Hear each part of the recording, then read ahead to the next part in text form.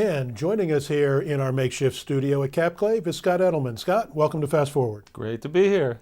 Let's start talking about your day job, so to speak, where you are, feature editor for Sci-Fi Wire? I'm the features editor for Sci-Fi Wire. I've been working for the Sci-Fi channel for 9 years now, editing online for them, editing a print magazine as well, and it has just been a wonderful opportunity. I've been editing magazines since I was 5 years old, I think, when I started drawing little newspapers that had short stories and news that I sold to people in the neighborhood, and to be doing that professionally now for the Sci-Fi channel and covering all the news and everything that's going on in Hollywood with books, with games, and so forth. It's just wonderful to be doing that all these years. Could not have dreamed of ending up in this place when I was a kid. That's pretty cool. So what do you do when you're features editor for an online magazine, for a television channel? What's your day like? What's your work like? Well, the most important thing is I have to know all and see all. I have to be paying attention to what's going on in science fiction everywhere. I have to be aware of all the new fall shows that have started, what's going on with them, so we can do stories, let's say, on, to give you an example, a show like Flash Forward.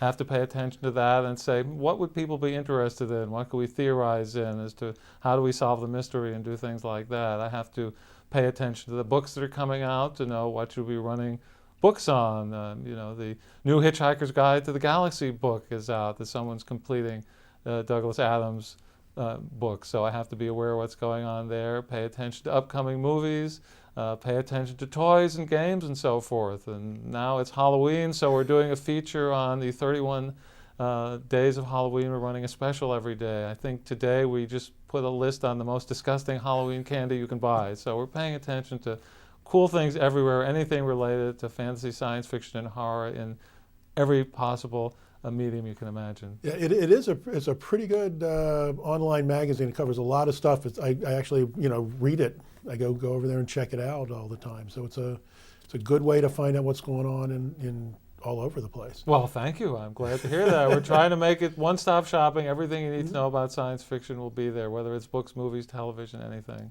But I got to ask, what's the most disgusting Halloween candy?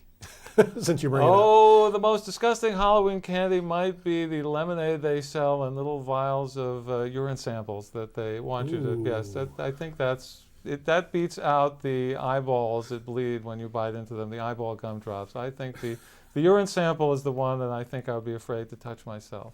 Yeah, So, yeah, okay. But we figured don't just host a party, disgust your friends at the same time. So we show these to you and where you can buy them. That's the list that went live today. And this is just your latest in the magazines, online and Dead Tree, that you've edited, like you said, because you were the founding editor of Science Fiction Age. Correct. Previous to this, I've been here 9 years. I edited Science Fiction Age for 8 years. From, 1992 to 2000, I published many stories, well, 2 stories that won Nebula Awards and many that got nominated for Hugos, and read 10,000 stories a year and slush for that.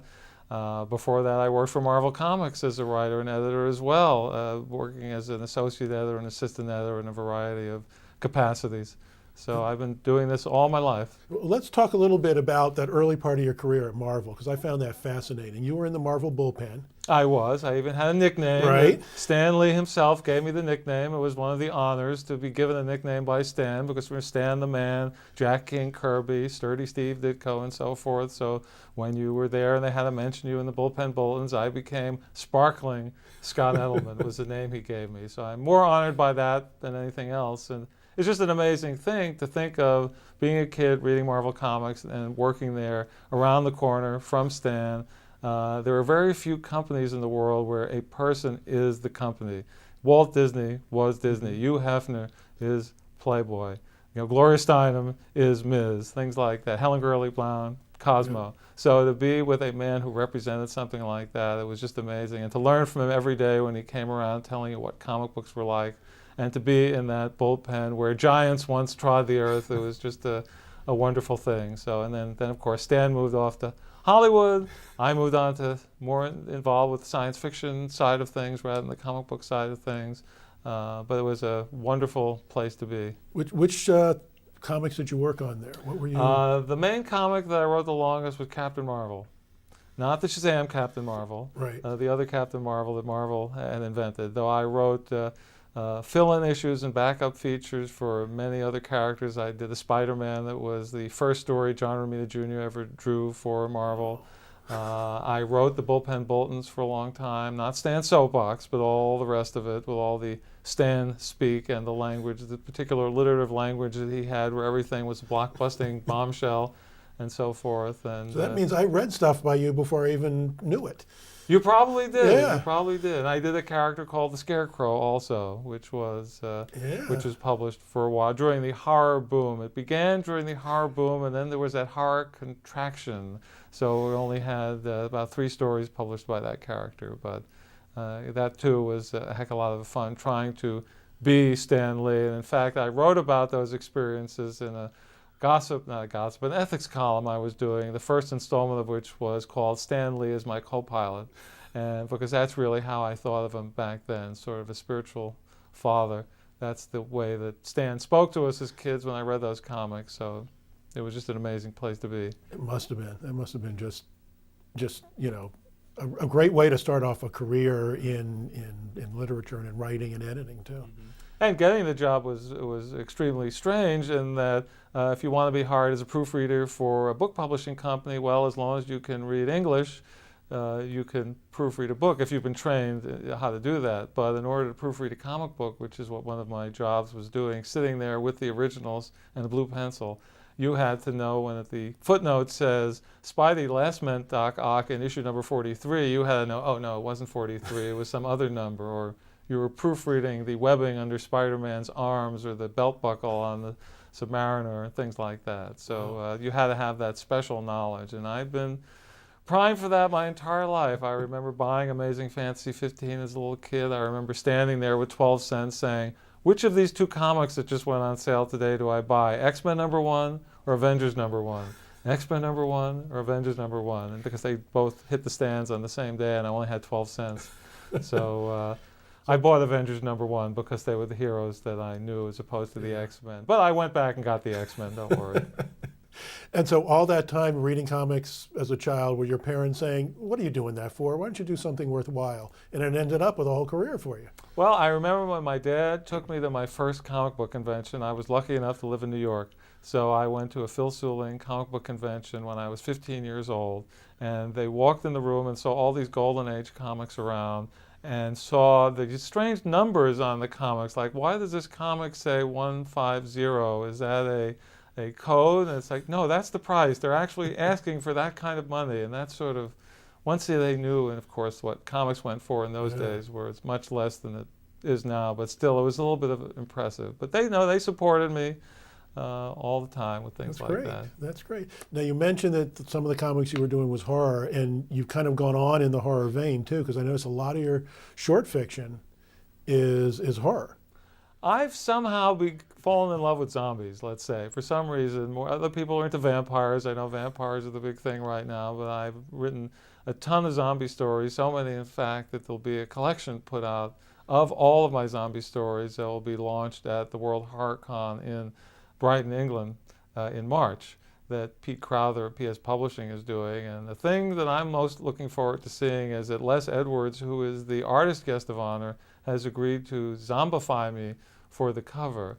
Because he will be, I don't know that my mother will want to see it because I think I'll have an eyeball hanging out and my jaw falling off and so forth. Oh, Les does amazing work. But since in one of the stories posits what will happen after I die and come back as a zombie, we thought this was a cool idea. I suggested it to Pete. Pete thought it was great. And to have someone like Les, an award-winning, brilliant artist, do that, I'm just thrilled and can't wait to see it. Yeah, and his horror art is we actually have a painting of his in one of our bathrooms at home. Oh, he's brilliant. Yeah, he's amazing. I'm a little scared to see what I look like. I hope it won't look too much like looking in a mirror, though. And zombies are starting to come back now. They're starting to be, a new thing. I know, and I'm looking at it saying, hey, wait a second, I've been writing about these things for years. I did a story, A Plague on Both Your Houses, that was zombies and Romeo and Juliet. So I've been sort of mashing up and remixing zombies with the classics for a long time. And have on the table here a novella of yours. Is that zombie too? No, this is not zombie. This is more of a haunting. It's called The Hunger of Empty Vessels. As came out last year from Bad Moon Books. It is a dark story that has been reviewed by some folks as being like punched in the mouth. I don't know. It's a gut punch of a story about a man and his child and a haunting and some watchers, and why are they being watched? What do these people want from them? And it's a more of an emotional kind of vampire than a more literal kind that people are interested in now that have taken off so much with Twilight and so forth. But people have told me that they find it quite moving. And I do have a zombie story in the latest issue of Space and Time, which will later appear in this same collection, which sort of looks at zombies as they relate to terrorism in the UK, and what happens when someone who wishes to commit suicide realizes that she no longer can. Because once you die and come back, is there really ever such a thing as suicide? And how she then has to deal with that aspect of things. Oh, that's fascinating. So I found that zombies are a way to get into many metaphors about the human condition that just, to my mind, do things that many of the other traditional monsters don't. So I've somehow fallen in love with zombies. Well, there's worse things. Now, speaking of your writing, you were at Clarion. That's true. Actually, twice. You were at Clarion as a Clarion student. I was a student in 1979, Right. and I came back and taught in 1999 and 2003. And it was fascinating seeing it from both sides of things. Yeah. I had the benefit of the wisdom of brilliant geniuses of science fiction. Two of them we unfortunately lost this year, Aldous Budrys and Tom Dish. Both, I met them within weeks of each other, and they passed away within weeks of each other, and they both taught me so many helpful things. Also taught by Robin Scott Wilson, Carol M. Schwiller, and Kate and Damon Knight and Kate Wilhelm. So those were the 6 folks I had for those 6 weeks. And it was like being hit over the head with a 2x4. It was so much progress in 6 weeks from those folks. And they were contradictory as well. That's what was so fascinating. At the very last day, Aldous Budrys came back, and both Aldous and Damon Knight critiqued the same story. And Aldous Budrys spent about half an hour explaining how the story could be saved, and it wasn't quite there yet, and you had to do this and had to do that. And then he passed it on to Damon for Damon's critique, and Damon said, "I'm buying this for Orbit." And the students looked back and forth saying, well, which one of these two is right?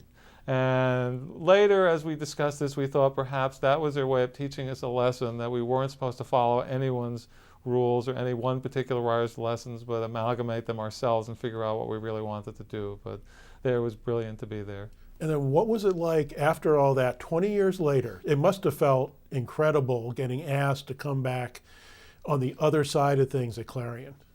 It was extremely bizarre to be doing that, to be on the other side, knowing that people were looking at you, you're looking at me, expecting me to be Aldous Budrys or Tom Dish or Damon Knight, Kate Wilhelm. It was a tremendous honor, but it really meant that you had to do it right in order to live up to what you were taught. And it all goes back to Robert Heinlein. Robert Heinlein, when people went to him and said, "Oh, you helped me so much, what can I do for you?" And he said, "Well, you can't do anything for me. I'm already here. What you have to do is pay it forward. You have to go pass it on to someone else." And that's why you found so many people within science fiction, fantasy, and horror going to places like Clarion, going to places like Odyssey, and reading people's manuscripts and giving them the best they possibly can, because they know someone gave them a hand up and they really owe it to the field and to the people who helped them to do that. Yeah, it's really one of the kind of really neat things about the genre is the way that it goes on, and it's been going on. It's not new in science fiction to have that, the payback and the more experienced writers helping the newer guys. No, it's been going on forever. People, you can go all the way back to the beginning of science fiction if you want to connect the dots and say, well, because somebody helped Fred Pohl or Damon Knight and so forth, and Julie Schwartz and all those people, I'm here and I have to pass it on. And now I see people who I taught passing it on as well, getting involved with writing workshops and editing and so forth. So it's wonderful. It's really a family that we're a part of. It's not just a business. That's what makes it so wonderful. I know, it's really cool. So let's see, you've edited all kinds of stuff. You write short stories, you've written novels. You've also, as another kind of aspect of this, you've done some writing for TV. And it's very bizarre how that occurred. Yeah. That occurred thanks to the comic books I wrote. thanks to the fact that someone who worked for a show called Tales from the Dark Side happened to be reading some of the comics I wrote for DC. They had books, House of Mystery, House of Secrets, Secrets of Haunted House, like the old EC comics, but not quite as bloody and disgusting. And I wrote quite a few of those. And someone who worked at Tales from the Dark Side read one of those stories and actually wrote a memo to George Romero. I saw a copy of that memo after they called me in. Oh, why don't you get a hold of this guy? Maybe he can come up with some ideas for us. And they reached out, and I ended up having 3 of my stories adapted into episodes of Tales from the Dark Side. They don't quite turn out the way they began. That's the thing about Hollywood.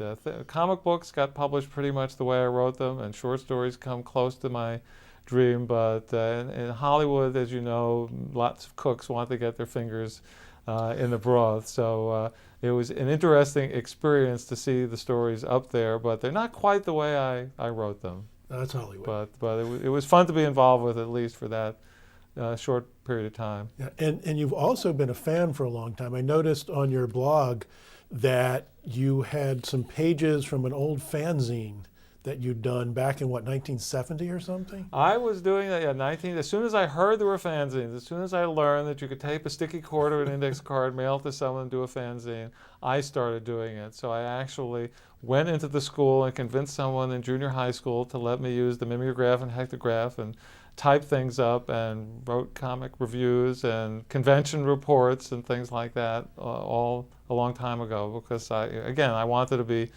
part of it. It all goes back to when I was a little kid. As I said, 5 years old, I'm sitting there handwriting a newspaper to walk around to sell for a nickel to my neighbors. Writing and editing's in my blood, and it's all just continued. Hopefully I've gotten better over the past few decades than I was back then, but it's still interesting to go back and look at how far I've come. Yeah, and at least you're not scribbling it by hand anymore. That's true. You're Pixels, typing. I'm not killing as many trees as I used to. Yeah, well, it's fascinating. The scope of your career from, it's like, you're right, it's your whole life has been writing and editing. Any idea what's next for you? I'll probably be beaming the stories directly into your cerebellum or something. Well, I look forward to it. And we're out of time.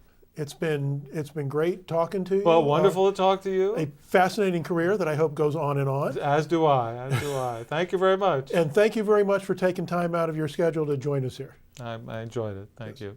Well, from all of us here at Fast Forward, this is Mike Zipser saying, take care.